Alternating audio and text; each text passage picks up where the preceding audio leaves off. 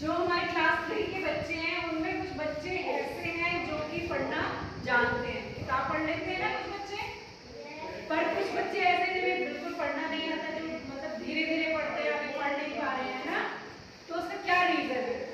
उसका रीजन ये है कि जो मैंने ये देखो ब्लैक बोर्ड पे आपके 4 स्टेप्स लिखे नजर आ रहे हैं ब्लैक बोर्ड से, तो ये मैंने 4 स्टेप्स लिखे हैं क्योंकि आप बच्चे इन चारों स्टेप्स को फॉलो नहीं करते हो अच्छे से, इसलिए आप अच्छे से बोल नहीं पाते और अच्छे से पढ़ नहीं पाते और अच्छे से लिख नहीं पाते।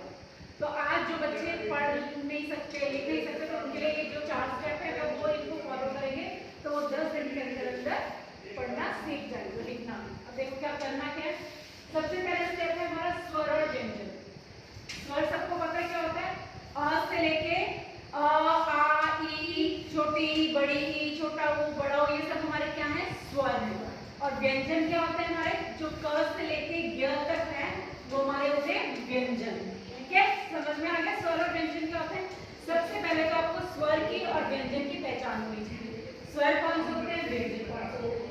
फिर उसके बाद आ जाओ मात्राओं में, आपको मात्राओं का ज्ञान होना चाहिए। मात्राएं किसके साथ लगती है, व्यंजन के साथ। क से लेके जो ग तक जो व्यंजन है उनके साथ मात्राएं लगती है। और जो मात्राएं हैं वो किसका रूप है, वो स्वर का ही रूप है। आ क्या है, स्वर है, ये आ की मात्रा है। ई ये छोटी ई की मात्रा है, फिर बड़ी ई की मात्रा। तो जो मात्राएं हैं वो किसका स्वरूप है, वो किसका स्वरूप है, स्वर का। किसका स्वरूप है, वो स्वर का। और मात्राएं लगती किसके साथ है, किसके साथ लगती है, व्यंजन के साथ। ठीक है, तो पहला स्टेप है स्वर और व्यंजन की पहचान होनी चाहिए आपको। दूसरा मात्राएं, मात्राओं का ज्ञान होना चाहिए और मात्राएं हमारी लगती है व्यंजन के साथ। फिर उसके बाद है बाराखड़ी। आपको जो सबसे इंपॉर्टेंट जो हमारा स्टेप है वो है बाराखड़ी।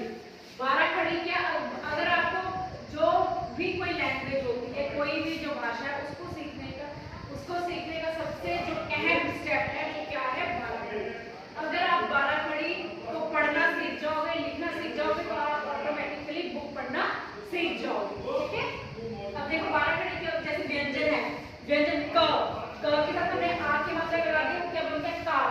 ख के साथ आ की मात्रा लगा दी खा, तो ये हमारी क्या है, बाराखड़ी है। ठीक है, बाराखड़ी में क्या होता है, व्यंजन के साथ मात्राएं लगाई जाती है। ठीक है, कैसे, जैसे व्यंजन है हमारा व्यंजन है क के साथ हमने मात्रा लगा दी आ की, तो ये क्या बन गया का। ठीक है, फिर उसके बाद ये की, छोटी की, क के साथ ई की मात्रा लगी, क के साथ बड़ी की मात्रा लगी। ये हमारे इसको पढ़ने का जो तरीका होता है इसको बोलते हैं बाराखड़ी। समझ में आ गया। अगर आपने इसको पढ़ना सीख लिया तो आप बुक पढ़ना आराम से सीख जाओगे।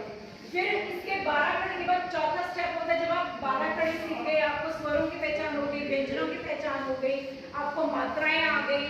ठीक है, आपने बाराखड़ी पढ़ना सीख लिया, उसके बाद आप शब्द बनाना सीखोगे। क्या बनाना सीखोगे, शब्द। ठीक है, कैसे, का क आ ल आ, काला।